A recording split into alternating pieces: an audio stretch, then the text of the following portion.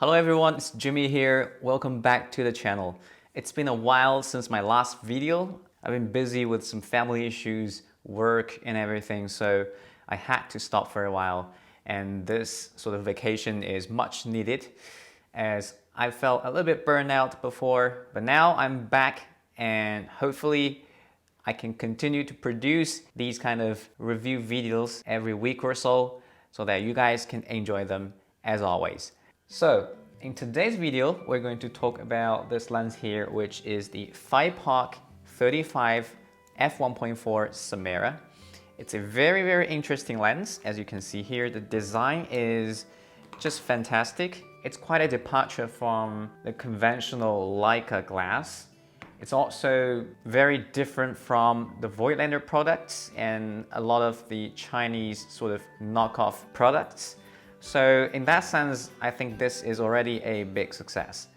But all that being said, the most important thing about any lens, at least to me, is always the optical performance. So just like usual, we'll go ahead and compare these three lenses here, which is the Simera, of course, the 35mm Summilux FLE. This is the first version.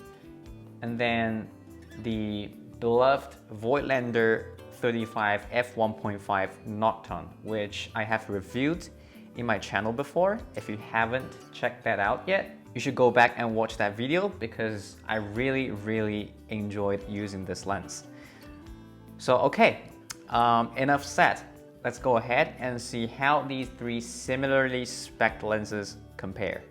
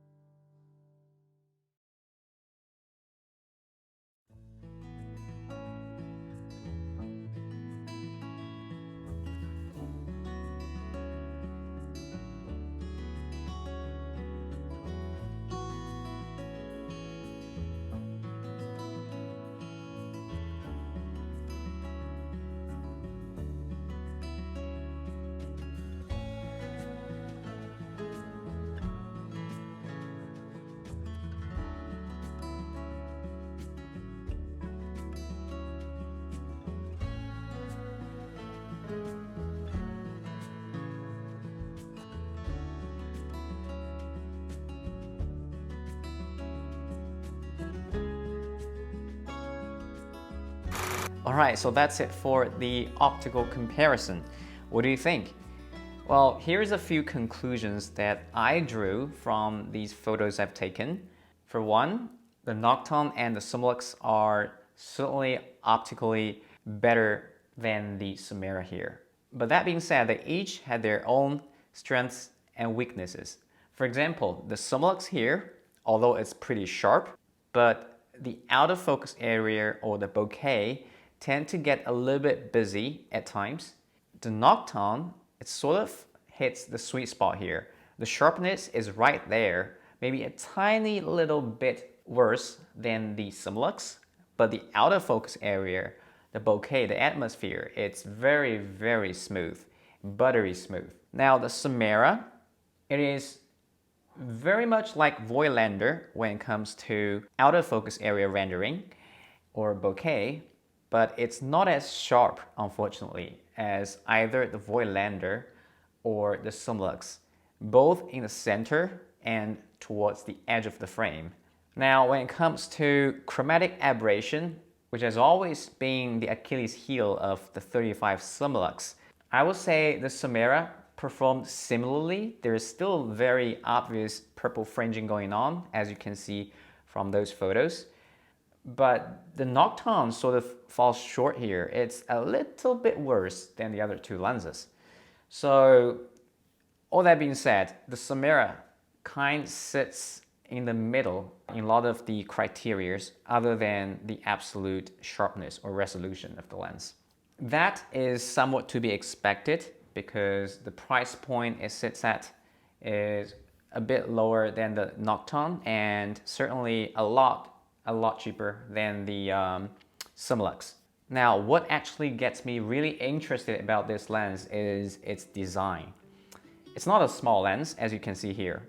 If you put the hood on, compared to the Leica and the Nokton, it's the largest of the bunch. And if you take the hood off, by the way, the hood comes free with the lens. It's also got this very nice metal lens cap. So that's a huge plus. Well, if Voigtlander is listening, you guys should really provide us with some decent lens hood instead of charging us because you're making great lenses, but don't be cheap on these kind of criteria. Well, so back into the topic, the design of the lens is very, very interesting.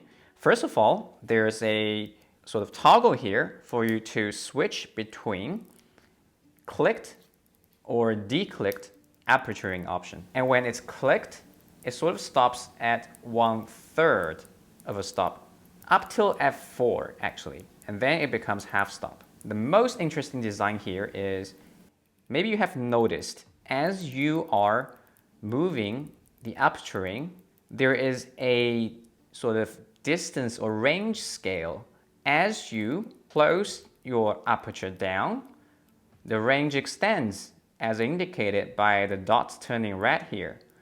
So you can easily tell your focus range by just looking at these red dots. And then in conjunction with the focus ring down there, you know precisely at what distance will the object be in focus. So it's sort of a very convenient tool for zone focusing and hyperfocal distance. But unfortunately, I've got the 35mm lens here, which I don't particularly enjoy when shooting streets because there's simply not enough depth to work with, especially when you're at a larger aperture. So I'm very interested in the 28 Simera, and the scale here would make much more sense on that lens. Another design cue here is the infinity lock. Well, this is sort of a retro take, just like a lot of the old Leica glasses which has this feature on, but most of the modern glasses simply don't have this anymore. I actually personally don't hate it, but I don't particularly like it as well because I found if you're not always working at infinity or you're always toggling in between infinity and closer distances, it can get bothersome sometimes. But it certainly looks nice. And in terms of fit and finish and handling, I quite enjoy the aperturing action here. It gives off a feeling of a mechanical watch. Just listen to the clicky sound. It's just enjoyable. Overall, I think the build quality is very, very good. It's all metal.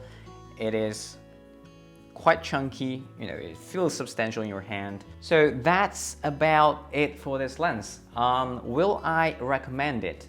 Well, it really depends. If you have a relatively tight budget, then your options will be limited to probably the Voigtlander Nokton or the Simera here for a 35 1.4.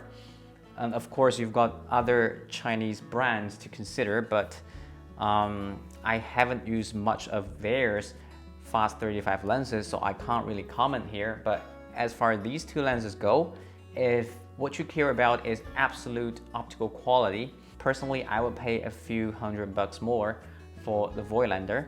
But if you want a very beautiful and unique design, I think the Simera is not a bad option, because just look at this thing. It simply looks stunning on your silver or safari like a body. There's one other interesting design elements here which I didn't mention, is that this is a silver lens, but it's got this sort of gunmetal gray in the middle part of the barrel here, which I personally think looks fantastic. I really wish more and more companies would adopt, different, very unique designs instead of just, copying Leica's own lenses. We're certainly in a great market today for shopping third-party Leica lenses.